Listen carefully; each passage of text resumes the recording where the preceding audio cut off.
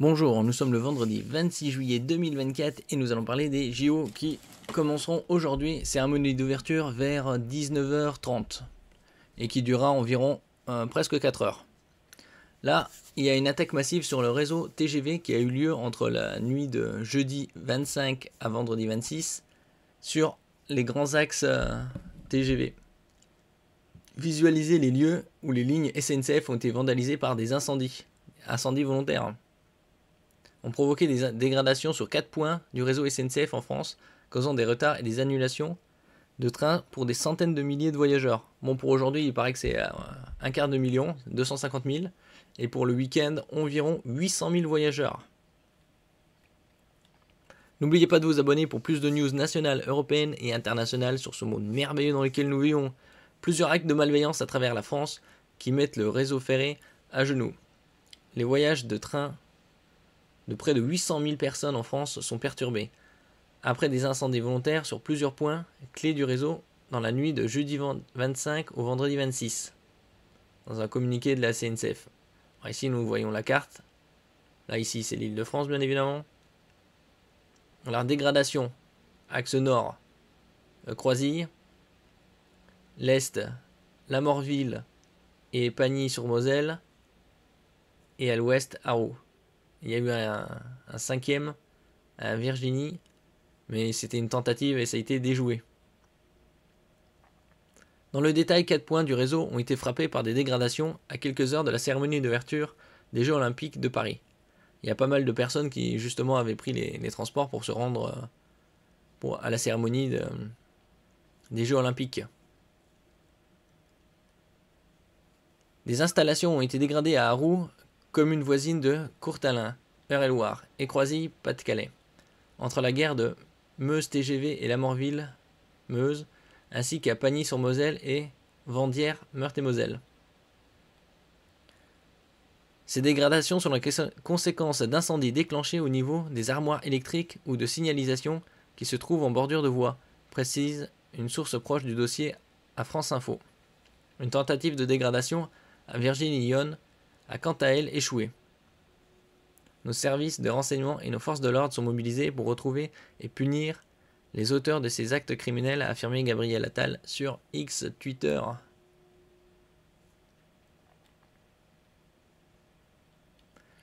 Ici, tôt ce matin, des actes de sabotage ont été, de façon préparée et coordonnée, menés sur des installations de SNCF. Les conséquences sur le réseau ferroviaire sont massives et graves. Je dis toute ma reconnaissance à nos pompiers qui sont intervenus sur les sites touchés et aux agents de la SNCF qui vont procéder aux travaux nécessaires pour établir le réseau. Et c'est des travaux qui vont nécessiter plusieurs jours. Je pense à tous les Français et à toutes les familles qui s'apprêtaient à partir en vacances. Je partage leur colère et salue leur patience, leur compréhension et le civisme dont ils font preuve. Nos services de renseignement et nos forces de l'ordre sont mobilisés pour retrouver et punir les auteurs de ces actes criminels. Et là donc on a quelques informations concernant ces actes de sabotage volontaire. Et il s'agirait de l'ultra-gauche. Là ici on a un peu plus la map. Sabotage sur le réseau TGV, la piste de l'ultra-gauche privilégiée. Les incendies volontaires qui perturbent le réseau SNCF ce vendredi matin ne peuvent encore être attribués clairement à des malfaiteurs. Toutefois, le mode opératoire incendiaire observé est généralement utilisé par des membres de l'ultra-gauche, indique au Figaro une source sécuritaire. L'ensemble des services de renseignement et judiciaires sont mobilisés pour faire la lumière sur ces actes de sabotage. Ah, les gauchistes, tout pour foutre la merde. Ici, c'est perturbation des aucun train à Montparnasse avant 13h au moins. Et les trains qui circulent ont 1h30, 2 heures de retard. Voire plus.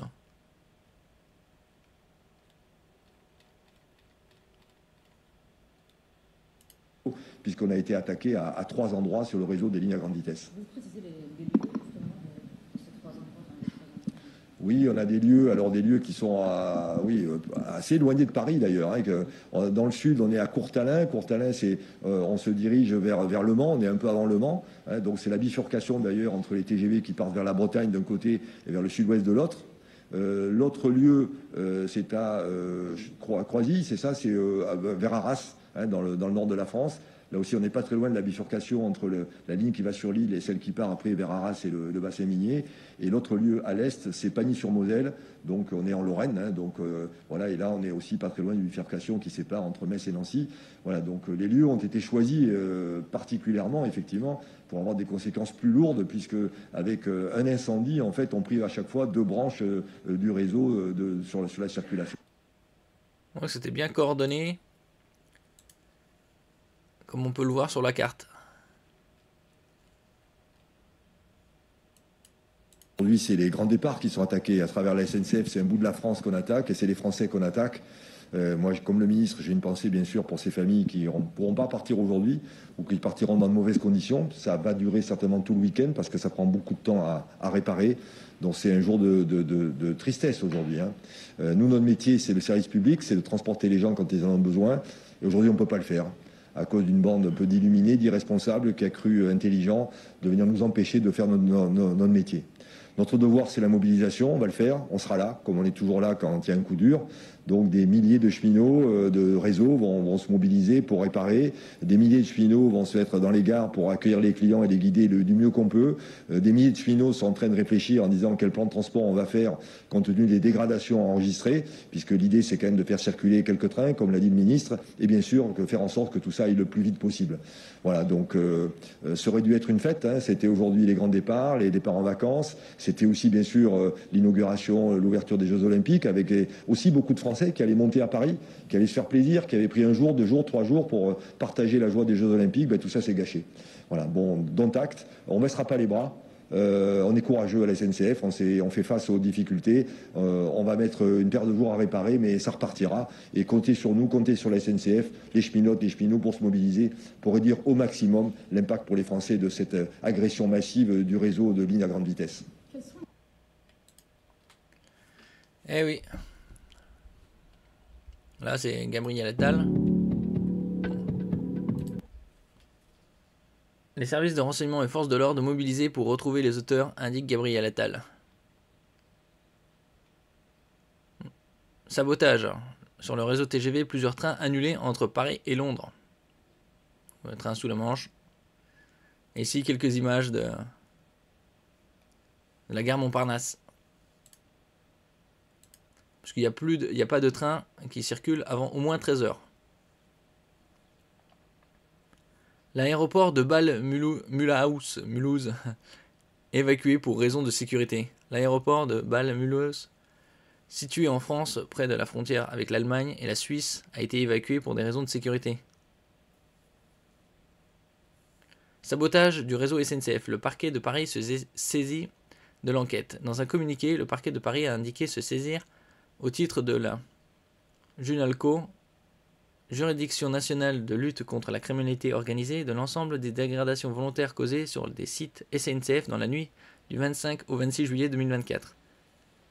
Une enquête a donc été ouverte des chefs de détérioration de biens de nature à porter atteinte aux intérêts fondamentaux de la nation, dégradation et tentative de dégradation par moyens dangereux en bande organisée, atteinte à un système de traitement automatisé de données en bande organisée et organisation de malfaiteurs en vue de commettre des crimes et délits, a précisé le parquet.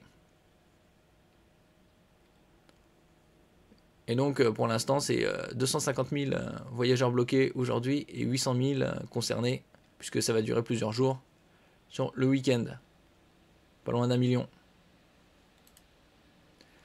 Merci pour votre écoute, n'oubliez pas de mettre un j'aime, un commentaire, de partager et de vous abonner à la chaîne. À la prochaine fois.